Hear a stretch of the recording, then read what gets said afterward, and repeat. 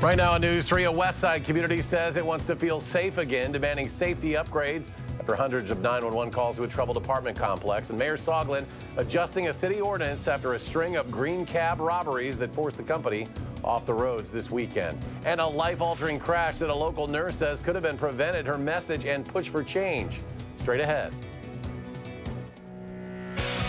This is News 3 at 10. But first, some breaking news. UW Hospital says 3 people have now died after contracting Legionnaire's disease at the hospital. 14 people in all have been diagnosed with the severe pneumonia-like bacteria. The hospital says the 3 people who died all had serious life-limiting health conditions before contracting it. 1 person remains hospitalized. The remaining 10 have been discharged and are said to be doing well. The hospital flushed its hot water lines last month after it said the outbreak appeared to be linked to its water system. After a weekend where 4 cab drivers were robbed, some at gunpoint, the city of Madison is cutting back on regulations for cab companies to help them keep their drivers safe. Continuing our coverage tonight, Amy Reed shows us this multi-agency approach to ending the violence that has hit the city. Green Cab's taxis were all in place Sunday, not on the road, for fear of being robbed at gunpoint again. Green Cab's owner said it wasn't worth it to put their drivers at risk, and that pushed them to park their cabs every night this week, starting at 7 o'clock. The move was against a city ordinance that requires cab companies to run 24/7. But today, the city of Madison backed Green Cab up. No ordinance is worth a life. The safety of the cab drivers are very important to the city, so we want to make sure this gets resolved as soon as we can. Yang Tao was one of the men behind the decision. He and the mayor decided until police are able to make arrests in these robberies, no taxi company that feels their drivers are at risk will be cited for pulling their cabs off the road. But so far, only Green Cab has taken them up on the offer. It is the highest priority for us right now to identify and get these people arrested. Madison police detectives are working hard to get to the bottom of this, but it's part of a string of violent robberies we've seen lately. Weeks ago, we saw multiple carjackings and robberies outside daycares and pharmacies. Police think they're likely connected, but the extent of that connection is still unclear. Our main concern is this level of violence associated with a series of armed robberies. That's what connects them all together. Not that it's the same people, but they're very violent in what they've done. And they're attacking people who, in many cases, are just going about their regular lives. He said he hopes this is not a new normal for Madison. And once there are arrests, he said it should tone down. But until then, he, the department, and the city are all worried about this change. To see an uptick like this in a short period of time in different places is a real reason for concern. Police are working with some security footage to help track some of these criminals down. They have a person of interest in one of the cases. They're hoping that you can help them identify this person. And if you know who it is, let them know. They're hoping that this arrest can then lead to others. All right, Amy, thank you. The fight over limiting early voting in Wisconsin is back now in federal court today. Attorneys for a coalition of liberal groups asked a federal judge to block the enforcement of a law change signed by Governor Walker Friday that limits early voting to no more than 2 weeks before an election. Well, limiting it to 2 weeks was ruled unconstitutional in 2016, particularly on the basis of race, which was what was ruled in our 2016 case. The judge being asked today is the same judge in that 2016 case. Right now, the law gives the power to the city and county clerks to set those early voting rules. Governor Walker was in Washington today attending a reception at the White House. It comes amid speculation that he may join President Trump's administration. These are photos of the White House event posted on Governor Walker's Twitter page. There he is with New Jersey Governor Chris Christie, former governor. Walker spokesperson wouldn't go into more detail. The governor has previously said he plans on staying in Wisconsin after Governor-elect Evers is sworn in on January 7th. Friday is the deadline to avoid a government shutdown, but the president and congressional Democrats are doubling down on opposite sides for funding a border wall. Democrats offered the president 2 options, $1.3 billion for fencing and other security measures, or a continuing resolution to maintain current government funding levels into next year. White House aides say President Trump is standing firm, demanding $5 billion for the wall. More U.S. soldiers stationed along the southern border will be heading home. The president positioned them at the border in an effort to stop migrants from crossing into the U.S. illegally. Nearly 6,000 were activated during the peak of the mission. Today, the Pentagon says those numbers are down to about 3,100. Despite warmer temperatures over the weekend, the Clean Lakes Alliance says Lake Mendota is now officially frozen over. Experts require the ice to hold for a 24-hour period to consider it frozen, and the Clean Lakes Alliance says that came to be on Saturday. And Lakes Monona and Wingra froze over earlier this month. Let's check in now with Chief Meteorologist Gary Canalti and our first alert forecast. Gary? Well, the lakes may be frozen over, but temperatures are above freezing enough during the day to keep any snow from falling from the clouds in the next few days. The snow depth right now pretty much limited to just several inches over about the northern 2/3 of the state. There are a couple of pockets, one around Wausau and the other out into the parts of the UP of Michigan and near the state line, where there's about 3 to 6 inches of snow, but there's not a lot of snow anywhere across the Midwest. And as we check out Doppler track, well, there's nothing falling from whatever clouds there are, and around here there aren't even the clouds. So things very quiet, not looking very prospectful for a white Christmas around here. High temperature in Madison today, 40 degrees. That's more than 10 degrees above normal. Temperatures were above freezing through all of southern Wisconsin. Current temperatures have dropped below freezing. We're at 23 here in Madison. Temperatures are in the teens, where there is a little more snow cover up toward Camp Douglas and Black River Falls. But these temperatures may only drop another degree or two yet tonight. In fact, by tomorrow morning, I'm looking for low temperatures in the lower 20s. Look for plenty of sunshine tomorrow and another mild day with a high temperature of 42. That's your first alert forecast. Gary, thank you. New tonight, no injuries reported after a massive fire at an historic grain elevator. This was in Superior. This structure, more than 120 years old, used to be the biggest one in the world when it was built back in the late 1880s. The fire is so intense, crews decided not to fight it, instead allowing it to burn itself out. No word yet on what sparked that fire. Community leaders and some West Side residents are looking for ways to alleviate crime and disturbances at an apartment complex for the formerly homeless. Our Keely Arthur was at a community meeting this evening where they discussed the issues and potential solutions. We grew up in this area, so we came back. But when John Bolig and his wife moved to Madison from Fond du Lac 2 years ago, they had no idea what would be moving in down the road a year and a half later. No, I didn't. It's a very nice neighborhood, and I didn't expect this kind of trouble. He's talking about the troubled Tree Lane apartments over on Madison's far west side. This woman said these guys came in through the garage. They were 10 feet away from the bedroom where this woman was sleeping, and they made off with a lot of stuff, including 2 cars. And that was 2/10 of a mile from my house. We have all these ideas and cause for concern for Bolig and dozens of other residents who met at Black Hawk Church to voice their frustrations at a community forum, saying the incident Bolig just mentioned is far from the only problem. We have calls for criminal damage to property, trespassing, disturbances, which are disorderly conduct. The 45-unit project designed specifically for the formerly homeless opened in June. In that time, Madison Police Chief Mike Koval says his officers have responded to the facility 250 times. as a professional is that you need to City leaders like Alder Paul Skidmore are holding meetings like this one to find long-term solutions, like 2 full-time security guards, social workers, and even evictions. That are scheduled to start as early as this week, and if those tenants and those building apartment assignments are responsible for a lot of the more egregious stuff, then hopefully if we can remove those bad behaviors and stabilize the rest of the neighborhood. Koval stresses the majority of the tenants aren't an issue. Bolig just wishes they were all good neighbors. It's good to help out the homeless, to help people who can't afford housing. But if people step out of line, they need to be dealt with, I think, strictly.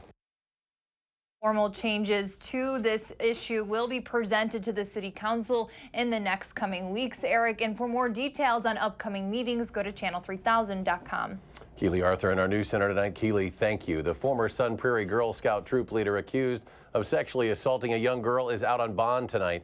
Today in court, 49-year-old Stephen Faust was officially charged after being arrested last week. According to a criminal complaint, he's accused of assaulting the girl several times a month for years, starting when she was in kindergarten between 2010 and 2015. UW-Whitewater Chancellor Beverly Copper is resigning at the end of the calendar year. The abrupt announcement comes 6 months after her husband was banned from campus after sexual harassment allegations from several women. Copper sent a campus-wide email today but did not give an explanation for her resignation. A former detective with the Manitowoc County Sheriff's Department is suing the filmmakers who produced the Netflix series Making a Murder, alleging alleging the documentary defamed him. Detective Andrew Colborn filed that lawsuit today. Colborn helped convict Stephen Avery in the 2005 killing of photographer Teresa Halbach. Colborn says the series was edited to make viewers think he and others planted evidence to frame Avery. Tow truck drivers reminding people to slow down and move over. This urgent message comes after a car hit a finish line towing truck on the side of the Beltline over the weekend. The driver, 18-year-old Azad Suleiman, ran away on foot, according to authorities, but was arrested later. No one was injured at the scene. Finish line towing staff says it takes just a couple of seconds to avoid a tragedy and follow the law. Still ahead at 10 after a mild weekend, your full forecast and if it'll continue ahead of the holiday. But first, the News 3 exclusive, a local woman trying to change a state law she says altered her life forever. Stay with us.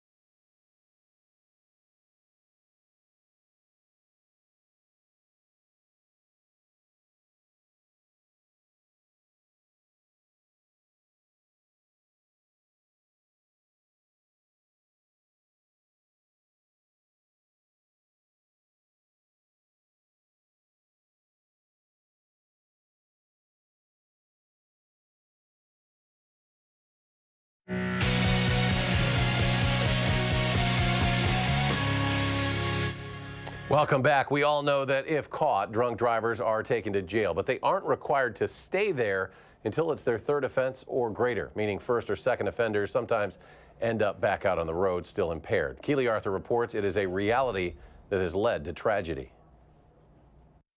I like taking care of people and helping people out. You wouldn't be able to tell right now, but Jennifer Kilburn is a nurse. I'm kind of a go, go, go kind of person. She's used to taking care of other people and helping save lives. Either getting the patient ready for surgery or getting them ready to be discharged home. But right now, it's her that needs the taking care of. I get tired easily. And there's like restriction, like it just doesn't move like it used to. On the early morning of August 9th, Jennifer was headed to her nursing job, off to help even more people. That's when 25-year-old Jessie Liddell blew through this intersection, T-boning her car. My thigh bone went right through my pelvis, pushed my stomach and my large intestine into my chest cavity, which made my left lung collapse. Taken actually to the hospital that I work at, and they stabilized me, and then Flight for Life took me up to Frederick Hospital. I woke up in the hospital 2 days later. Coming to the tough realization We're gonna come over this way. that the man who had hit her was drunk at the time, but worse than that, had already been picked up by police earlier in the night. Everybody was like, wait, what? This is dashcam video showing Liddell pulled over by a Pleasant Prairie officer, failing a field sobriety test around 2:30 a.m. He was then taken into custody to the station's jail. It's where Kilburn wishes his night would have ended, but it didn't. His mother signed him out of the jail, and he ended up back in his car and ended up hitting me. That was just 3 hours later. It's called the walk and turn test, okay? After his first arrest. Pretty much everybody I talked to, Right now, you are under arrest, okay, for OWI. they just were shocked and they couldn't believe that somebody could get out of jail that quickly. But this isn't the first time this has happened in Wisconsin. From Ashwaubenon to Eau Claire, Milwaukee, and even right here in our area, there are cases in which a person has been arrested twice in one night for drunk driving. It looks like there were a couple arrests within actually a couple of hours. 35-year-old Shannon McCann of Sun Prairie was arrested for 2 OWIs in less than 2 hours back in September.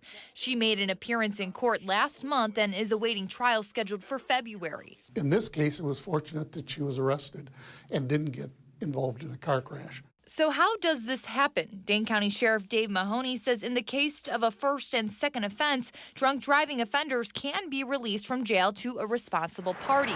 But sometimes the party isn't so responsible. There have been incidents where individuals were released to a responsible party, got back behind the wheel of a car, and killed somebody in a car crash. I hate just sitting. Kilburn believes that death and the injuries she suffered are proof that things need to change. If we had a law to where they had to stay in jail for, let's say, 12 hours, then this wouldn't have happened to me because he wouldn't have been let out. She is now working with lawmakers and will continue to share her story, hoping to save lives in another way. There's a reason that I'm still here. I still have a purpose. Besides being a nurse and taking care of people, I think my other reason for being here is to try to help make these laws stricter, tougher, so that less people get hurt and killed. Keely Arthur reporting. Jesse Liddell will be back in court on the 20th. He is charged with injury by intoxicated use of a vehicle, which is a felony. We turn now to the forecast. Very important to many folks, especially as we head to the weekend. Maybe, Gary, some people will be hitting the road. I guess that's the one bonus to not having a white Christmas. You're absolutely right. I think it's going to be a very quiet period right before Christmas where people who are driving, people who are traveling, really shouldn't have too much of a problem across much of the country. Right now, snow is on the ground through about the northern 2/3 of the state. There are a couple of pockets with about 3 to 6 inches, one around Wausau, another near the state line north of Eagle River, up into the central UP of Michigan. But for most of us, it's going to be a green Christmas this year.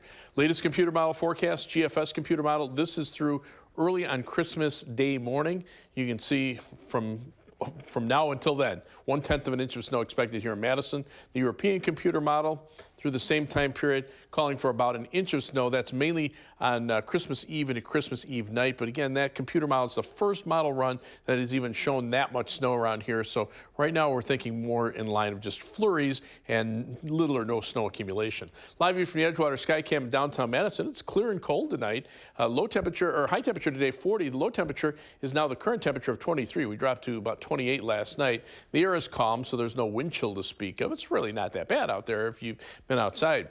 High temperatures over the next 7 days leading up to the Christmas holiday. Lower 40s for tomorrow and Wednesday, when the average high temperature should be in the upper 20s. We'll drop into the 30s for the rest of the week with a slow downward trend in temperatures, but still that just brings us to around normal by the time we hit Christmas Eve. And then looking farther beyond that into the time period between Christmas and New Year's, the 8 to 14-day temperature outlook from the Climate Prediction Center calling for about a 40 to 50% chance of above normal temperatures here with a higher probability to the south and east, and below normal temperatures temperatures in the western part of the country. That will set up a very active storm track in the nation's midsection and a big storm system for the latter part of next week, from probably Wednesday night into Thursday and Friday between Christmas and New Year's.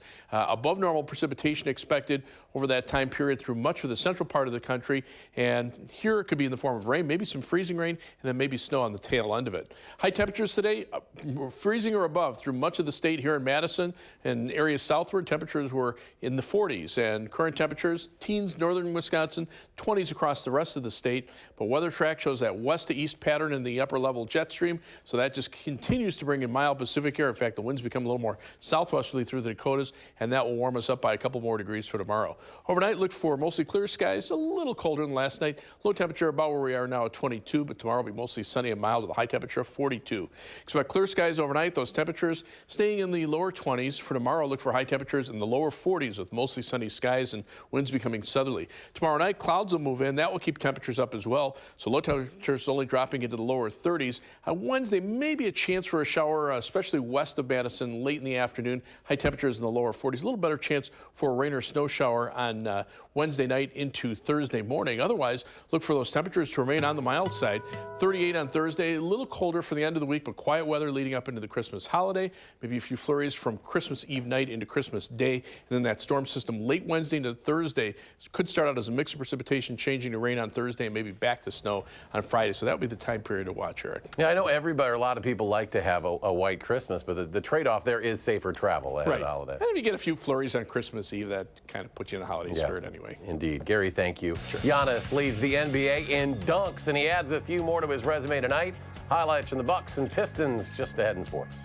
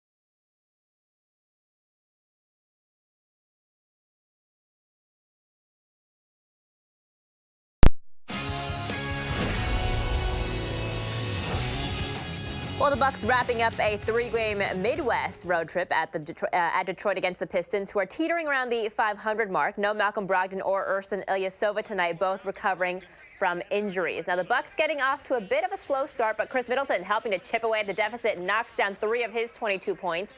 Later in the first half, Bucs down 2, but not for long. Giannis with the one-handed dunk, tie ball game. Second half action now. Middleton doing some sharing this time to Giannis for the alley-oop slam dunk. The Greek Freak with 32 points, 12 rebounds tonight. Bucs hang on to win 107-104. The Packers beefing up their backfield after Aaron Jones hurt his knee in the first quarter of yesterday's game against the Bears, adding Capri Bibbs to the roster today off of waivers from the Redskins. 2 games left this season for the Packers, the Jets, and then wrapping it up with a home game against the Lions. And according to interim head coach Joe Philbin, there'll be none of this saving Aaron Rodgers so he doesn't get hurt before next season business, because if you're on his Green Bay Packers roster, you will play regardless of your name or jersey number or salary. It's bigger than Aaron Rodgers. I mean, this is a football team. You're a football player. You're employed by the Green Bay Packers. You know, if players or coaches, what's to say? Well, geez, I don't really. I'd like to go home tonight and not prepare as hard for this game because we're not going to the playoffs. I mean, that's not a professional approach to the job, I don't think. Well, 11 players on the Badger football roster graduated yesterday, and they are now officially University of Wisconsin alumni. Among them, Green Bay native Alec Ingold, who already has a job lined up at Oracle, that's a computer technology company. But the fullback is hoping that he won't have to take that gig because of another opportunity, perhaps on the football field. Now, he knows that his position isn't one that's in high demand in the NFL, but he said he's versatile and willing to do whatever it takes. You can flip it any way you want to. At the end of the day, I have to be a good enough football player for someone to want me. So whether that's playing football at fullback, special teams, wherever I have to be, I'm going to do it. There's a lot of teams looking for fullbacks, and there's not a whole lot coming out this year. So I think, that gives me a good shot. But at the end of the day, I got to be a good football player. I got to be a good teammate, got to be a good leader. So all those things is going to really play a big role in, my whole aspect of this draft process. And finally tonight, Wiener Dog race on the ice at the Knoxville Ice Bears hockey game in Tennessee. That dog right there, that was sped up a little bit, by the way, named Brother. He won the championship, but it was the dog named Spud who stole the show. Now, he didn't win the race, so he decided instead to stop on the blue line and show everyone how he felt about losing it by leaving behind some yellow ice. If you catch my drift there. Officials did eventually get it cleaned up and they were able to finish the hockey game, but he definitely stole the show. When you gotta go, I guess. We'll be right back.